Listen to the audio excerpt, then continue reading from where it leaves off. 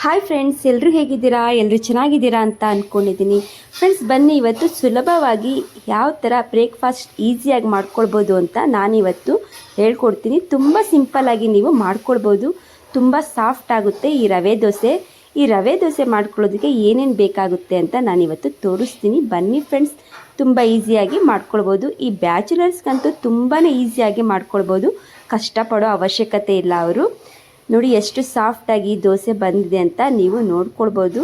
ನೋಡ್ತಾ ಇದ್ದೀರಲ್ಲ ಎಷ್ಟು ಸಾಫ್ಟಾಗಿ ಬಂದಿದೆ ರವೆ ದೋಸೆ. ನೋಡಿ ತುಂಬಾ ಸಾಫ್ಟಾಗಿ ಬಂದಿದೆ. ಇದು ಹೇಗೆ ಮಾಡೋದು ನೋಡ್ಕೊಳ್ಳೋಣವಾ? ಬನ್ನಿ. ನೋಡಿ, ಮೊದಲಿಗೆ ನಾನು 1/4 kg ಮೀಡಿಯಮ್ ರವೆ ತೊಗೊಂಡಿದ್ದೀನಿ. ಅದಕ್ಕೆ ಚಿಕ್ಕದು ಒಂದು ಬೌಲಷ್ಟು ನಾನು ಮೈದಾ ತೊಗೊಂಡಿದ್ದೀನಿ.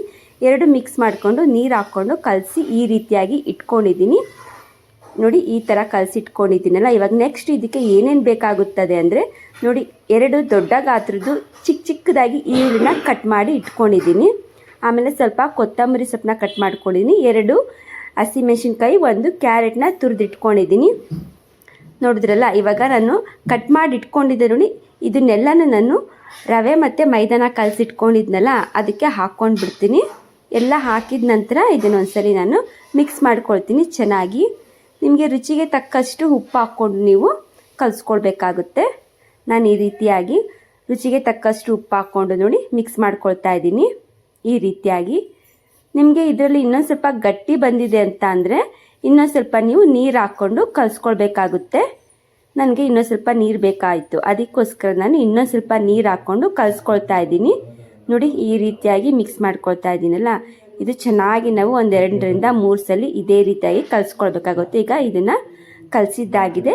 ಇವಾಗ ಇದನ್ನು 20 ನಿಮಿಷ ನಾನು ರೆಸ್ಟ್ ಮಾಡೋಕ್ಕೆ ಬಿಟ್ಬಿಡ್ತೀನಿ. ನೋಡಿ 20 ನಿಮಿಷ ಆಗಿದ ನಂತರ ನೋಡಿ 20 ನಿಮಿಷ ಆಗಿದೆಯಲ್ಲ. ಈಗ ನಾನು ಗ್ಯಾಸ್ ಮೇಲೆ ಒಂದು ದೋಸೆ ಹಂಚನ್ನ ಇಟ್ಕೊಂಡಿದ್ದೀನಿ.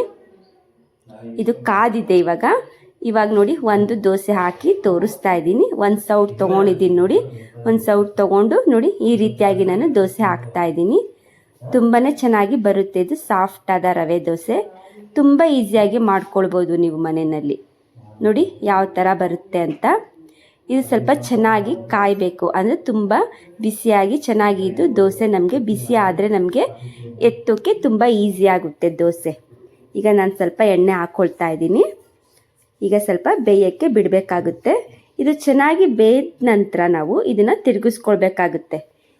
ನೋಡಿ ಇವಾಗ ನಾನು ಎಣ್ಣೆ ಎಲ್ಲ ಹಾಕ್ಕೊಂಡಿದ್ದೀನಲ್ಲ, ಈಗ ನೋಡಿ ಈ ರೀತಿಯಾಗಿ ನಾನು ಸವರ್ಕೊಳ್ತಾ ಇದ್ದೀನಿ ಎಣ್ಣೆನ. ಇವಾಗ ನೋಡಿ ಈಗ ಈ ದೋಸೆನ ನಾನು ತಿರುಗಿಸ್ಕೊಳ್ತೀನಿ. ನೋಡಿ ಯಾವ ಥರ ಬಂದಿದೆ ಅಂತ ನೋಡ್ಕೊಳ್ಬೋದು ನೀವು. ಎಷ್ಟು ಚೆನ್ನಾಗಿ ಕಾಣಿಸ್ತಿದೆ ಅಲ್ವಾ ದೋಸೆ. ನೋಡಿ ನೀವು ಇದೇ ರೀತಿಯಾಗಿ ದೋಸೆ ಮಾಡ್ಕೊಳ್ಬೇಕು ಅಂತಂದರೆ ಪೂರ್ತಿಯಾಗಿ ವಿಡಿಯೋ ನೋಡಿ, ನೀವು ಈಸಿಯಾಗಿ ಮಾಡ್ಕೊಳ್ಬೋದು. ತುಂಬಾ ಸಾಫ್ಟಾಗಿ ಚೆನ್ನಾಗಿ ಬರುತ್ತೆ ದೋಸೆ ಇದು. ನೋಡಿದ್ರಲ್ಲ ಯಾವ ಥರ ಕಾಣಿಸ್ತಿದೆ ಅಂತ. ತುಂಬಾ ಚೆನ್ನಾಗಿ ಕಾಣಿಸ್ತಿದೆ ಅಲ್ವಾ. ನಾನು ಇನ್ನೊಂದು ಹಾಕಿ ತೋರಿಸ್ತೀನಿ ನಿಮಗೆ. ನೋಡಿದ್ರಲ್ಲ, ಈಗ ಇನ್ನೊಂದು ಹಾಕಿ ತೋರಿಸ್ತಾ ಇದ್ದೀನಿ. 1 ಸೌಟ್ ಅಷ್ಟೇ ಹಾಕ್ಕೊಳ್ಳೋದಿದು.